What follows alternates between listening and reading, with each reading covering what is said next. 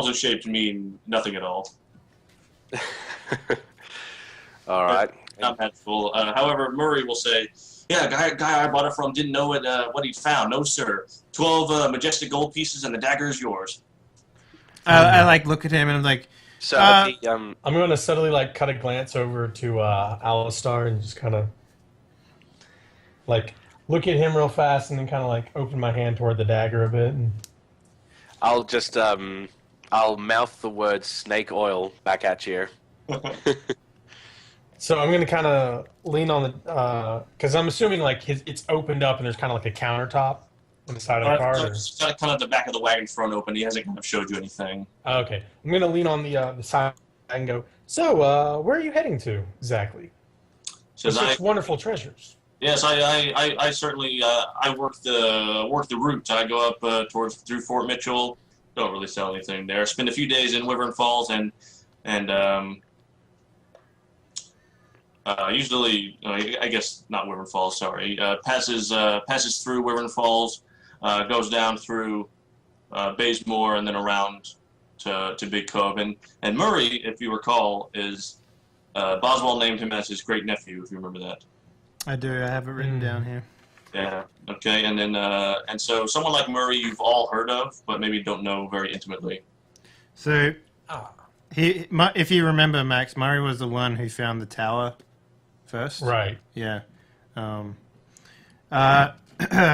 I kind of give him back the dagger, and I'm like, well, that's that's all well and good, but as you can see, I suffer from a bit of an ego syndrome, and I prefer things to be a little bigger, a little longer, something a little more damaging than a puny letter opener like that, as ornate as that looks.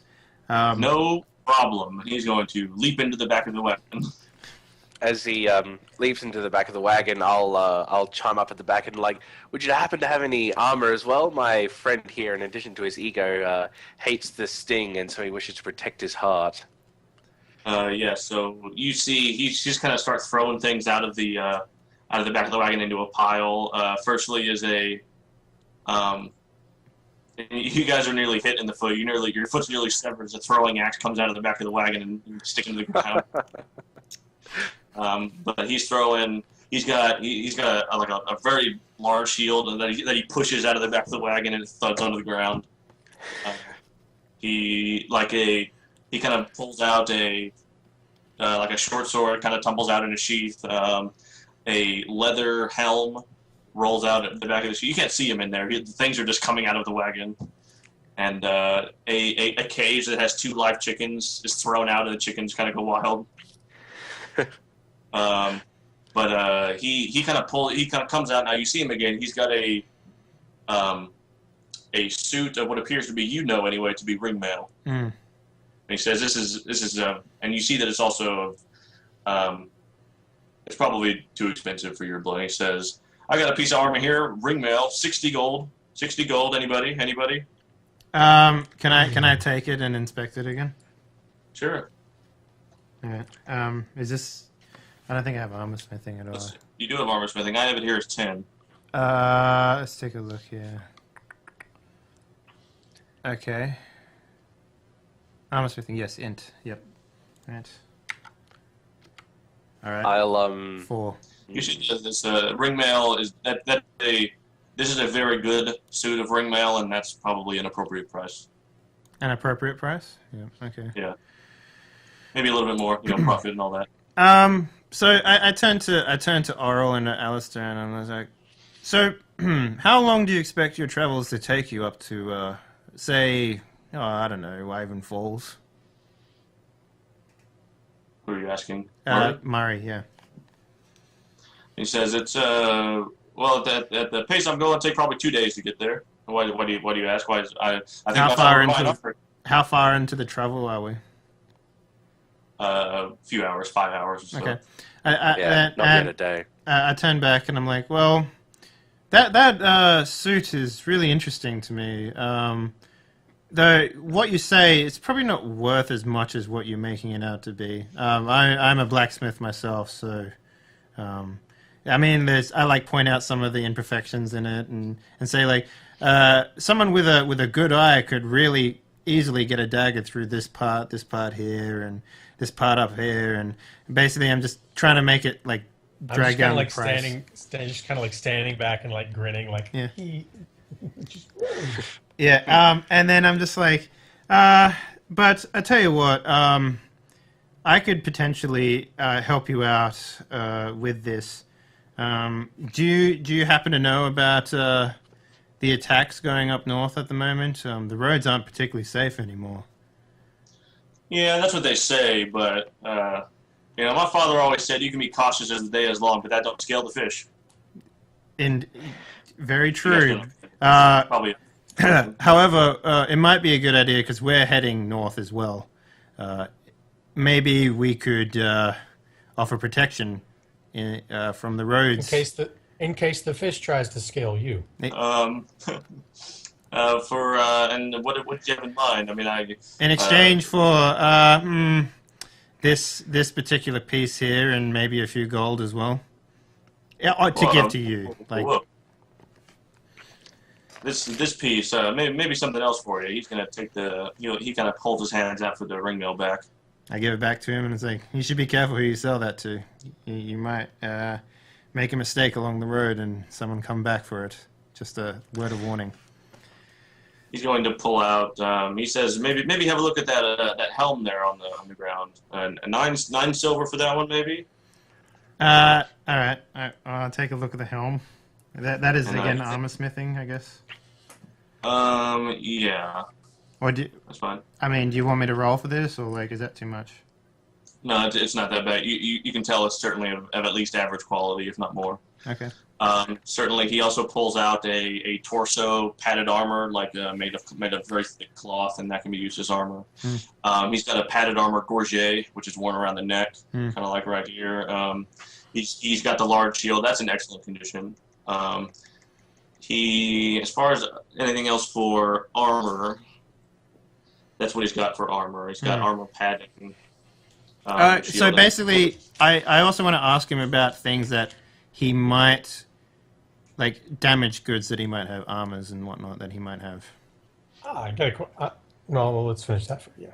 Oh, what was that again? Damaged goods? Yeah. So if he has like armor that maybe he's bought off someone, but he might be looking to get it repaired before he sells it, or anything like that. Specifically, the padded armor torso is not in very good shape. Could be redone. Though at this stage, padded armor is it's just kind of better to buy a new set instead of bothering to fix it because it's so cheaply made. Okay. Other than that, the gorget is in good condition. He wants to show you this though. He says he's willing to part with this for protection, and there are a set of gauntlets that are plate. Okay. All right. And those look pretty good. You can make an armor smithing check for those if you want to see. Those are good condition because they certainly look fun. 13. But it's difficult to move a set of gauntlets without the rest of the set. He says he's willing to part with those, and you see those are in great shape. Okay. All right. Okay, I turn back to the other guys and I'm like, well, no, you go ahead if you're going to do something while I'm looking at the gauntlets. So. All right, I'm gonna kind of lean and go. Tell you what, I'm actually set on weapons and armor, but I wonder, do you have any rope? Rope. I should have some right here. I know I did last time. Right. So let's see. He'll throw in. He says a net will come out of the wagon. Yeah. So he's got a length of a rope that is 10 feet long, and he's going to pull it out in a kind of a small spool. And he's going to. How will this do you? 5 silver for this one? 5 silver for rope. Seems like a bit much. And we're protecting you. Would 3 do? That's true. 3. Oh yeah, for protection, 3's fine. I'll take 3. Okay, 3 will do. So I guess I don't need to ask that question because we already decided that we're protecting him on the way up there. Okay. Yeah. Just until he hits me with the damn rope. Yeah. So in terms of gauntlets, can I use them? How much does the rope weigh, by the way? Sorry. So the rope. So it would be a 10-foot length of rope would be. Let's see. I know 50 feet is 10 pounds, so it would be 2 pounds. 10 feet. Okay. And so the padded jerkin or whatever it is that you said as well. How much is? Yeah. How much is he willing to sell that for? He'll throw that in too. Okay. Fantastic. With the gun protection, yeah. Yeah. But Okay. no extra gold. Fantastic. I'm going to hold up a few pieces, 5 pieces of copper. Say, and do you have a sack or two to go along with that? Oh, and he says, yeah, certainly, and he kind of throws out a a normal kind of potato sack. All right. Cool. Well, at this point, I say, well, how long is your stay in? What was the town name? Sorry. Fort Mitchell coming up. Yeah. How long? Says, How long are you planning to stay there for? We'll probably stay there tonight, and then in the morning go through and continue along to Wyvern Falls. Get to Wyvern Falls before nightfall the next day. All right, that sounds reasonable. Well, I outstretch my hand as like, consider it a deal then. Okay. Yep. Good. Yes. And over the course of this adventure or of your travel, I'm going to give you guys just kind of like the full run of his inventory, just so you can look at it at your leisure. Okay, cool. That's in the chat. Secondly, so the day continues. I could always use the company. So, and he kind of invites you to climb up on the top of the wagon, sit up there, sit on the wagon bench with him. You see that he's got 2 horses, one of which is kind of a very light tan color with kind of white mane. The other one is kind of brown and white spotted with white mane also. Yeah. What is a sheaf arrow? A sheath arrow is kind of it's broader, and it's used more for damage as opposed to distance. Okay. Oh, okay. I thought it was the other way around. So a flight arrow would be used for distance. Yeah, flight arrow. Yes. Yep. But then, anywho, So with this travel, is he willing to feed? feed you? Yeah. I think we got rations actually. Yeah, no, I'm just trying to save them. Yeah. Well, yeah. I mean, you probably had to eat some of your rations before you got to this point. Mm-hmm. Just for the sake of eating. Mm. But anyway, so Murray's heard of these monsters, and he says Murray's very fond of like halfling sayings that make no sense to humans. Okay. So he prowls on and on about he does talk about Boswell as well as his hometown Thimble, his wife, 5 children. He tells you actually a bit about halfling culture, and they're leisurely folk, fond of food and drink. They tend to have several children and live very family-oriented lives. His great uncle is kind of an exception. So Boswell never married or had any kids as far as anyone knows. The family back home makes several very lewd jokes about him and Byron, apparently. He explains to you the concept of an earned name, and that halflings actually have 3 names, one of which is their normal name. They have a family name, and they have an earned name. And Boswell's earned name is Thistleburrows because in his youth he was prone to anger and would get thistly in his burrows, which is a halfling expression. So that doesn't make much sense. But his Murray's earned name is Copperhand for his merchanting enterprises. But it's very rude actually to ask a halfling his family name. Okay. Even though they introduce themselves as that? No, he didn't introduce you don't know either of their family names. But Thistleburrows is Boswell's earned name. Oh, okay.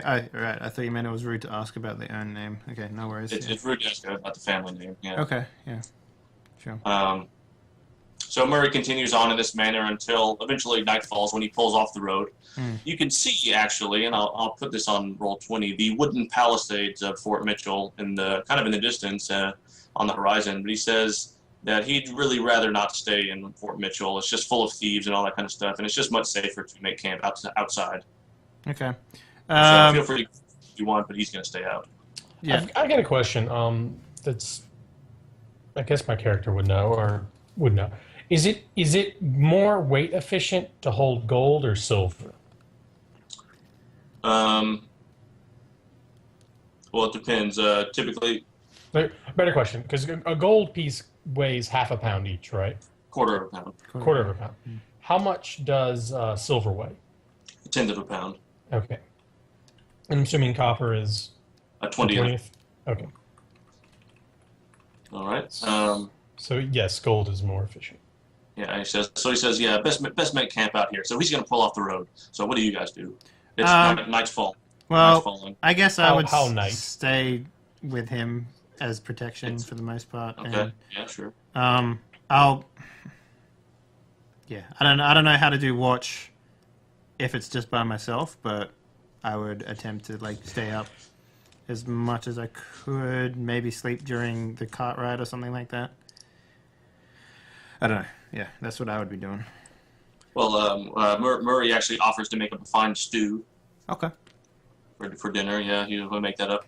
He's gonna put some blankets over the horses that he's got. He pats them, lovingly. He certainly cares about his horses.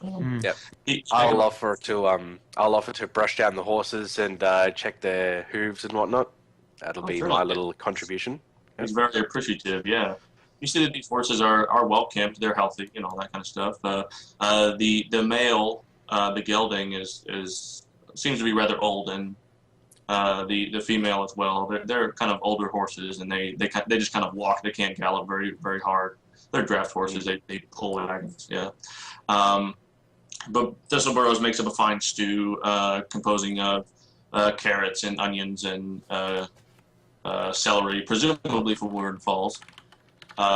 Made with a little bit of cream and a little bit of. I wonder if I can use a keen olfactory sense check to see if I can determine that. If it's specifically Woodern Falls vegetables. Yeah, might as well. You suppose it must be. Yeah, but you can go ahead and make a wisdom check. You can tell Yep, because the carrots have a W So you carved want to get into 14 them. or lower on D20. So what was that? It cut out a bit there. Roll So it. yeah, one D20. You want to get 14 or less. You try to roll under whatever your score for it is. Yeah.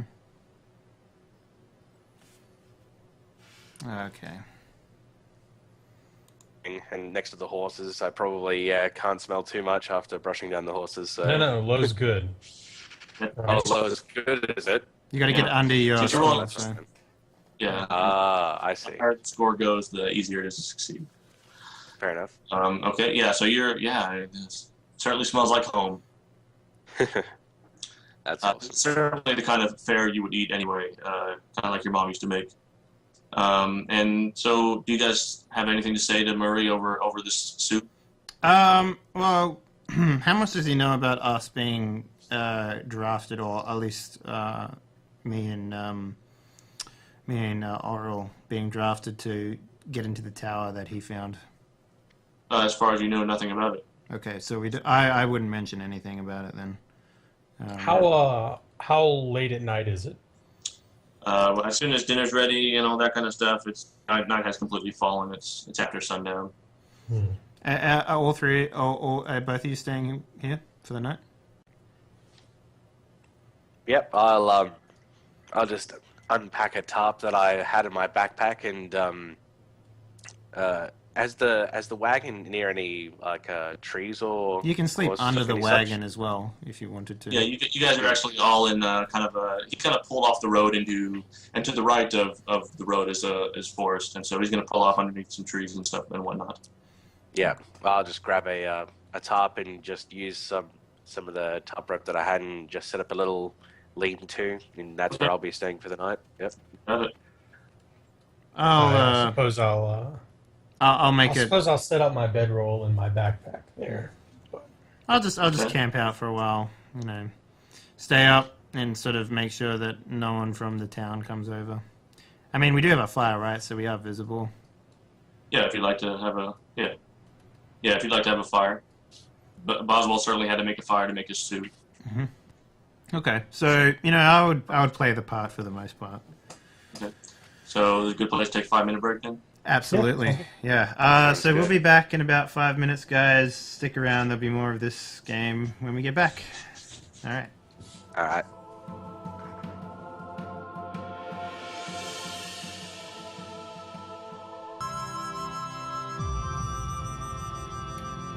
Alrighty. We be back from break. What? Welcome back. Part 2, I guess, of week 2. So yeah, take it away, Graham. Yeah, so Murray has, finished his stew. He's resigned himself to his wagon to rest and to sleep and all that kind of stuff. Kind of entrusts you to protect him, and so that's what he's expecting. So what happens? I hang around the camp. Okay. I will take first shift. Yep. I will approach the other two, asking about if they're going to take shifts tonight. Well, I can take the last shift. I'm used to waking up early. Fair enough. Oral? I guess that leaves me with the middle shift. All right. So I guess 8 hours of sleep is needed per person. Is there a way that we can split it up? But it's really more like 5 hours, Okay. 6 hours, something like that. Are we able to do 3 full shifts over the night, course of the night? Specifically from like sundown to sunup is about 9 hours. So you really have to say like 3-hour shifts. You're splitting into thirds.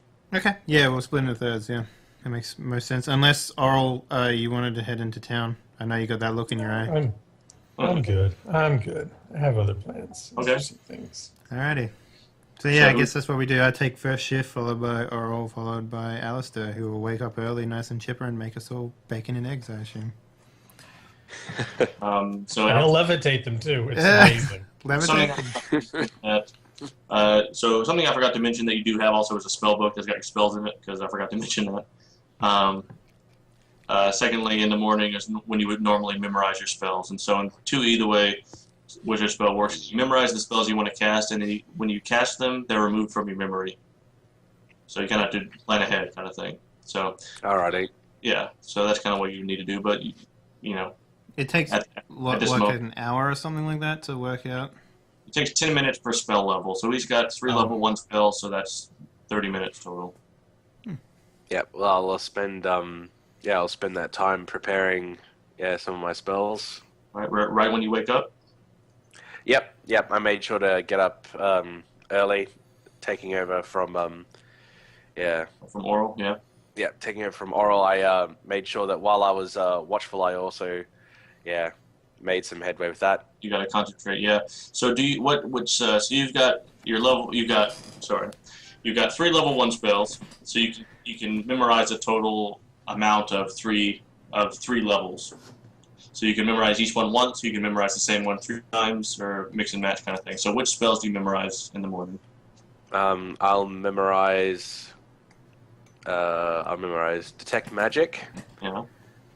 Magic Missile, and then one of the cantrips. Let's see. Take all your cantrips. A cantrip, it works. It's kind of like 1/5. Oh, okay, so I can prepare that one spell, and then it'll kind of give me the Yeah, you All of can those. cast the cantrips as you see fit. yeah. So you can just so each one once. That's fine. So when you cast Detect Magic one time, you can't cast it again until you memorize it again. Does that make sense? Yep. Anywho, during your shift, something happens. Dun, dun, With dun. Alistair's shift? Alistair. Yeah. So Welzer and Oral are presumably asleep, trying to recuperate. Murray is in his wagon, snoozing. You hear a little bit of snoring coming from the wagon. But during your shift, it begins to rain. Oh. All right. Too loud. A little. You're good. So it begins to rain. What do you do? Well, I'm pretty safe under my tarp. Yeah. So, but I'll look up at the sky and kind of like check the weather to see whether or not I don't know. It's just like, was there rain before? Are these clouds coming in fast or slow, or just check what's coming? Well, it was more gradual than I made it seem, and so the clouds were kind of coming in from the north, and then, It wasn't suddenly Alright. thunder. yeah. And in fact, you don't hear any thunder or anything like that. It's pretty much just rain, so it's not like a thunder or anything like that. But Oral and Walls are out there, and you're uncovered stuff. I presume you might actually be woken up by that. Go ahead and make Constitution checks to see if you wake up. Lovely. I'm hoping I'll just be able to sleep through So, everything. so if you fail, you wake up. So Oral, what is that? Is that a critical success? I think so. God damn it! Again! What is your constitution? You're gonna easily upgrade your constitution this time. Well, Constitution, it doesn't work that way. The ability scores always stay static. That's for the that's for the skills. Yeah. That they do that. You've had the best sleep of But your anyway, life. so You don't need to overall, sleep for a week. No. You as soon as the first drop of rain hits your face, you immediately wake up. All right. Okay. See that it's raining. Walzer, however, is snoozing. As he opens his mouth to snore, water gets in. I don't mind. Walls I are can sleep sadly through drowned anything. to I'm death. fine. That's exactly what I wanted, by the way. I wanted to sleep through the rain if I could Yeah, possibly do it. that's So. fine. Okay, so I guess I'll quickly gather up my stuff so none of it's wet and But aren't you in a tent? move to. I thought you had a tent set up. Oh wait, no, yeah, I have a tent. oh, you do have a tent. Pardon me. Okay, so none of the rain gets on you. I presume you stay asleep then, Okay. unless the maybe perhaps the noise wakes you up. If you want to wake up, you can be awake. If you want to sleep, you can sleep.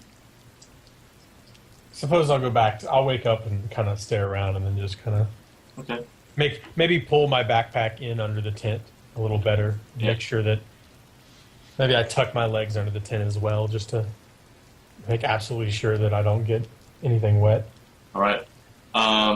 Alistair, you hear something out in the woods above the din of the rain. You see it's coming from behind you, and it sounds like a rustling.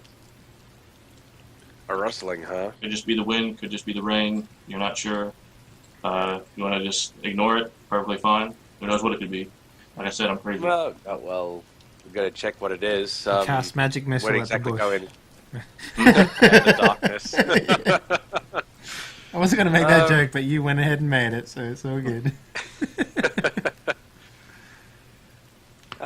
Yeah, maybe I'll just I'll turn to face it, but I'll kind of get ready. But I won't necessarily go out and check it out. I'll just kind of sit and wait what happens.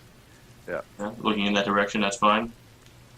Another moment goes by, you hear another noise, this time off to your left, near where Walzer is sleeping. All right. Sounds like the same place. Sounds like another rustling. Something, maybe something or a person moving out in the brush. All right.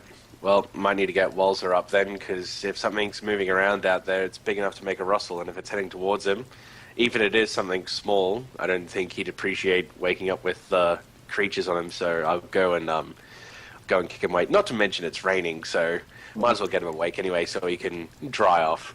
Yeah, sure. So you kick him, or do you rustle, like move him, or do you try to be quiet? What's that? There's another noise over there by Oral's tent. All right, this is. Would I be getting pretty crazy. Would I be in a deep enough sleep to be completely unaware, or? No, since you woke up and rolled over, I'm going to give you a detect noise if you want to. Yeah, sure. I'll go for it. All right. Yeah. Okay. So you hear what appears to be an animal stepping through the brush outside. Not only that, but a shadow actually passes over your tent. Like blocking out the moonlight or So whatever. yeah, it looks like a shadow moves by really fast. Okay. Then I guess I'm going to kind of get to my knees and kind of put my hand on a dagger. Okay. Is it? Do you leave What's the light like? Actually, the light? is it still? It's still really early morning, or Quite dark. Your fire is being, rained upon. All right. So we're hearing rustling all around now. Well, that's a bit more serious. Might see if I can kick some wet dirt over Walzer and maybe just get him up, just yelling at him. It's just like, all right, time to get up. Something's out here. At what point, you hear a footstep behind you, and you hear kind of a growl. Oh, jeez. Where is this in relation to me? So I kind of think of a triangle where you're at one point, Walzer is at one point, and Alex is at one point, and With Murray the is fire in the middle? fire in the middle. Okay. All right, so Alistair, you hear a footstep behind you.